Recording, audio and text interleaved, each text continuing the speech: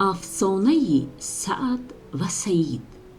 یکی بود یکی نبود، پادشاهی بود خیلی به مردم خوبی میکرد. یک رسمی داشت که هر غریب وارد شهر میشد، هر حاجتی که داشت حاجتش را اجرا میکرد. روزی یک درویشی نتراشیده و نخراشیده وارد آن شهر شد و یک باره به سراغ قصر پادشاه رفت. در بانباشی آمد پیشش که با کی کار داری؟ گفت با خودی پادشاه. رفت به پادشاه خبر داد که یک درویش آمده میگوید من با شما کار دارم. پادشاه گفت بگوید بیاید. درویش آمد گفت ای پادشاه، مردم راست میگویند که هر غریب وارد این شهر بشود هرچی از تو بخواهد به او میدهی؟ پادشاه گفت بله. گفت حالا که این حرف راست است، من یک چیز از تو میخواهم. گفت چی میخواهی؟ گفت میخواهم که تو از تخت بیایی و پایین و 40 روز جای خودت را به من بدهی و من به عوض تو پادشاهی بکنم. پادشاه دید حرف زده، قول داده، خواه و ناخواه از تخت آمد پایین و تاجش را سری درویش گذاشت و گفت 40 روز پادشاهی من مال تو، اما به شرط این که در این 40 روز به کسی ستم نکنی. درویش گفت خاطر جمع باش. آقا درویش 40 روز جای شاه را گرفت و در این مدت هرچی از حله و نیرنگی که داشت به کار زد و مردم را به طرف خودش آورد. در خزینه را وا کرد و هرچه بود از طلا و نقره به مردم داد و گفت اینها مال شماست که اینجا جمع شده. روز 40 که تمام شد، پادشاه آدم فرستاد که نوبت من شد، از تخت بیا پایین که من آمدم. درویش مردم را جمع کرد، گفت ببینید این چی میگوید. او اگر شما را جز آدم حساب میکرد، در این مدت انعام و بخشیشه میکرد، علاوه بر این جایش را به من نمیداد. مردم شوریدند، گفتند بیهوده میگوید، ما تو را میخواهیم، او را نمیخواهیم. پادشاه وقتی که این حرفها را شنید، دید چاره نیست. شبانه زن و 2 بچه‌اش را که یکی اسمش سعد و یکی سعید بود گرفت و از دروازه شهر بیرون رفت. چند روزه در دشت و بیابان می رفتند تا رسیدند به نزد یک رودخانه کنار یک جنگل. پادشاه دید بچه ها نمی توانند از آب گذرند. به زنش گفت تو اول بیرو آن طرف آب تا من بچه ها رو یک تاگی گذرانم. زنش از آب گذشت. پادشاه سعد را برداشت که از آب گذراند. هنوز به وسط نهراب نرسیده بود که یک شیر گرسنه از جنگل آمد بیرون و سعید را قپید. پادشاه که این را دید ترسید و دست و پایش لرزید و سعد از دستش افتاد توی نهر و آب بردش. زنش هم این طرف از حال و هوش رفت. دیگر به هر سختی بود پادشاه زنش را به هوش آورد. دید چاره ندارد، نمیتواند دنبال شیر برود، سعید را از دستش بگیرد و نه توی آب بیفتد، سعد را نجات بدهد. به زنش گفت چی می شود کرد؟ قسمتمان این بود، هرچی در پیشانیمان نوشته همان است. باره این زن و مرد بعد از این مصیبت که بر سرشان آمده واریدی ده شدند. کناری ده توی یک خرابه منزل کردند. سوار از آنجا می گذشت. چشمش به زن خورد. دید عجب صورتی دارد. زنی به این زیبایی هنوز ندیده. به خود گفت بهتر این است که این زن رو از چنگ آن مردک درآریم. با این خیال آمد پیش و گفت ای مرد، خدا پدرت رو رحمت کند. زن من دردش است، میخواهد بزاید، کسی هم ندارد. بگذار زنت بیاید پهلویش، به عوضش من تو را راضی میکنم. مردی بیخبر گفت چی عیب دارد؟ رو کرد به زنش گفت برو کمک کن زنش بزاید، شاید از این را به یک نان و نوایی برسیم. زن گفت بسیار خوب و پا شد همراه سوار رفت. سوار این را به خود برد. زن وقت دید که مردک او را فریب داده به خواهش و تولا افتاد، ولی اگر به دل سنگ اثر کرد به دل سوار هم اثر کرد. از آن طرف هم پادشاه هرچی صبر کرد دید زنش نآمد، سراسیمه شد. به ده در آمد و گشتن گرفت ولی کسی را نیافت. بیچاره این مرد روز برای خودش پادشاهی بود، با حالی که نصیب گرگ بیابان هم نشود رفتن گرفت. اما نمیدانست که چطور می رود و کجا می رود. چند شبانه روز حیران و سرگردان مثل گربه دیوانه این در و آن در می زد تا یک روز صبح سر از کناری شهری در آورد. دید جمعیتی زیاده جمعند. با همان حالی پریشان از یکی پرسید این جمعیت اینجا برای چی جمع شدند؟ گفت پادشاه ما مرده، چون وارثی نداشت ما اینجا جمع شدیم. باز ول کنیم، روی سر هر کی نشست او را بیاریم و پادشاه کنیم. این رفت یک کنار دور از مردم. در این میان باز را ول کردند. آمد روی سر این مرد نشست. مردم جمع شدند، دیدند یک آدمی مظلومی غوثه‌دار است و پروای این کارها را ندارد. گفتند این نشد، از سر باز را ول کنیم. دوباره ول کردند، سه باره ول کردند. باز هم آمد روی سر او نشست. دیگر با زور کشیدنش، بردنش، لباس شاهی تنش کردند، تاج سرش گذاشتند، به تخت نشست. از شما چه پنهان؟ یک کمی حالش به شد.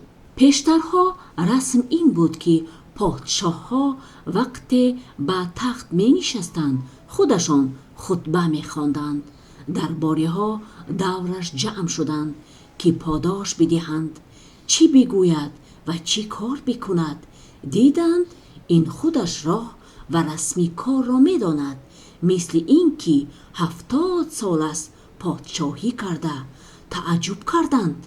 چند روزی که از این مقدمه گذشت، یک شب رفت در فکر و خیال زن و بچه ها.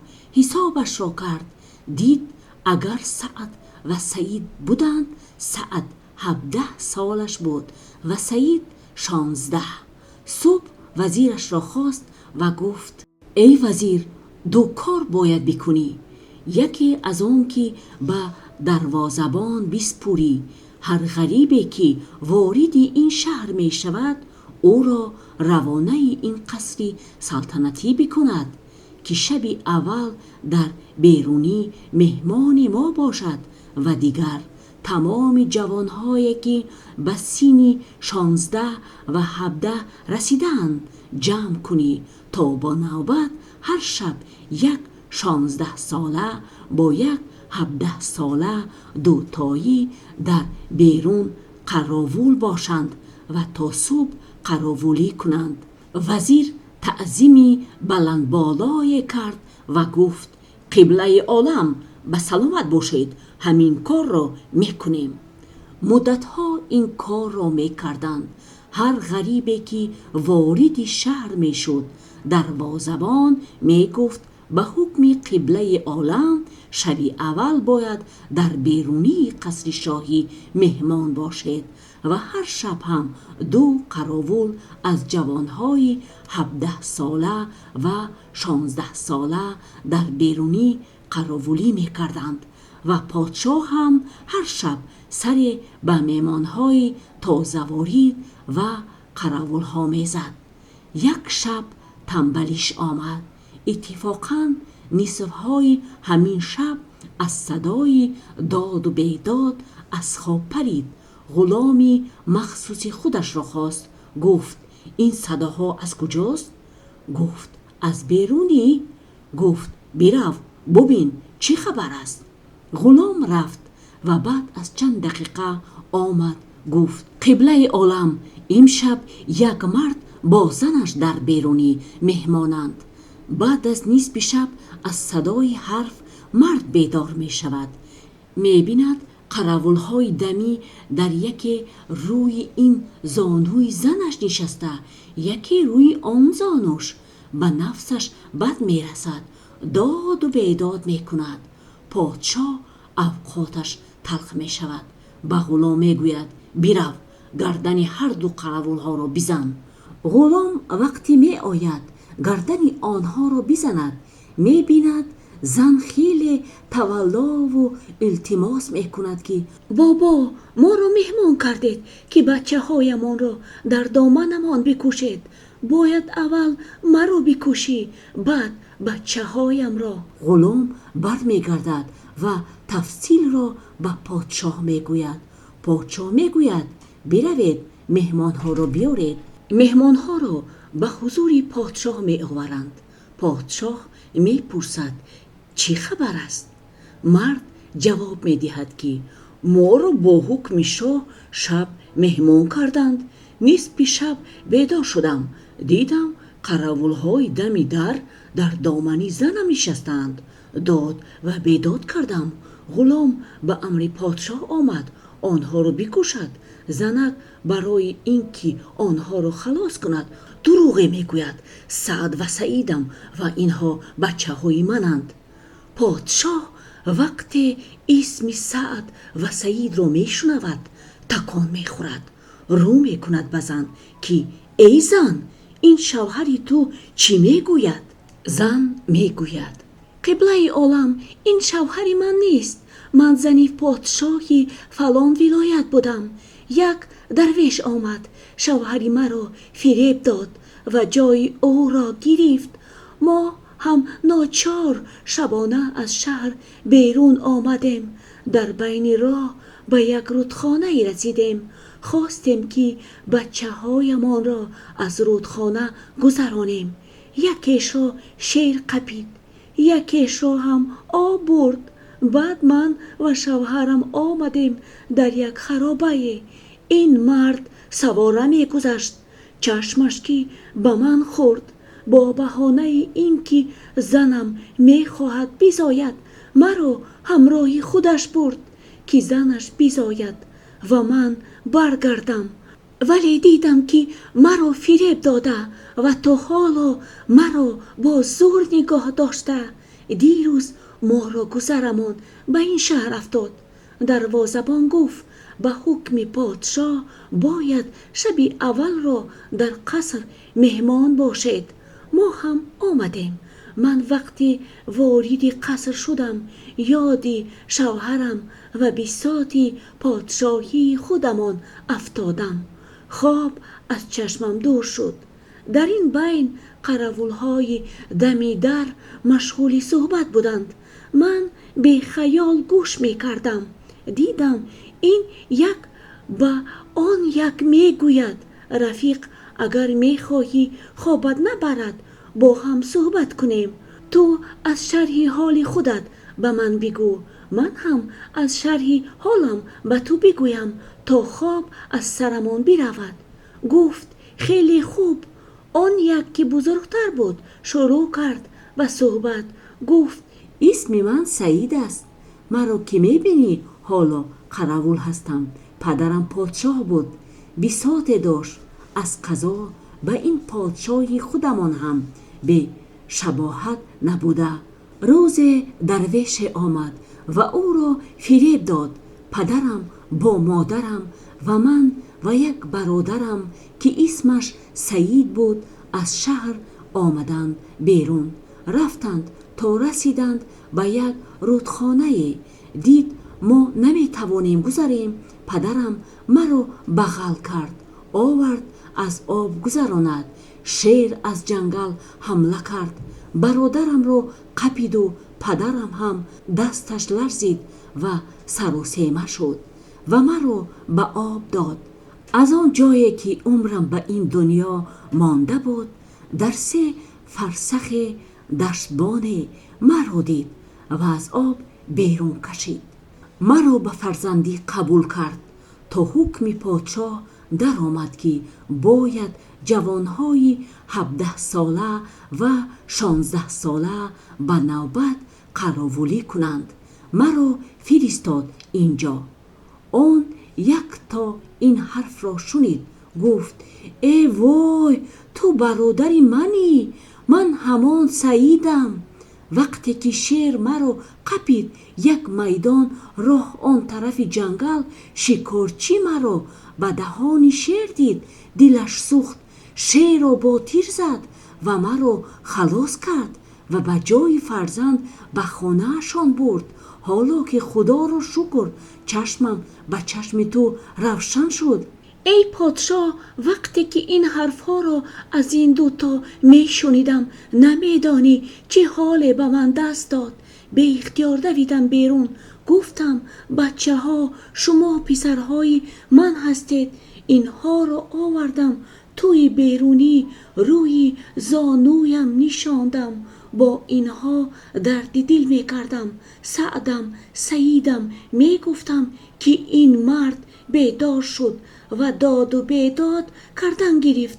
آن وقت غلام شما آمد که پادشاه گفته اینها را باید بکشم. مطلب که به اینجا رسید، پادشاه که تا این دقیقه با 1000 زحمت خودش را نگاه داشته بود به طاقت شد. گفت ای زن، تو زنی من و مادری بچه های من هستی. 100,000 شکر که یک دفعه به شما رسیدم. دیگر نمیدانید چه حال خوش به پادشاه، زنش و بچه ها دست داده بود. مردکی سوار از دیدن این اوضاع و شنیدن این حرفها دلش به لرزه افتاد. مثل بید می لرزید. بالاخره شاه دستور داد که در یک چاه حبسش کنند تا دیگر چشم طمع به مال صاحبدار ندوزد. اهل شهر وقتی که از مطلب خبردار شدند به اقبال پادشاه 7 شبانه روز شهر را آیین بستند و چراغانی کردند. پادشاه اول کاری که کرد فرستاد آن شکارچی و دشتبان را آوردند. در مقابل این محبتی که به پسرهایش کرده بودند، یکی را وزیری دست راست کرد و یکی را وزیری دست چپ. قصه ما به سر رسید. امیدواریم همان طوری که بعد از 40 سال یعقوب به گم شده‌اش رسید و پادشاه به زن و بچه ها، همه ما به مراد و مطلبمون برسیم به حق صافان و پاکان.